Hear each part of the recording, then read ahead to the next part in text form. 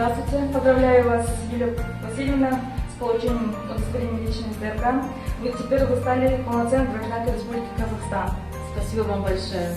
Хочу спасибо сказать организации Сана Сезам и Абайские миграционные службы за то, что помогли мне сделать удостоверение личности и стать полным гражданином Казахстана.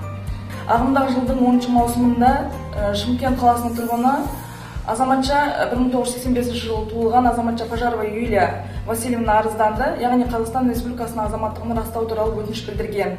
Ол 16 жасқа толған кезде отбасылық жағдайына байланысты құжаттандырылмаған. Қазіргі таңда біз ол кісіге түсіндірме жұмыстарын жүргізіліп, қажетті жинақтау керек құжаттар тізімі беріліп, республикалық деңгейде жүргізіліп жатқан акция бойынша құжаттарын жинақтауға тегін қызмет көрсетіп жатқан ұйымға Сана Сезімге жолданды.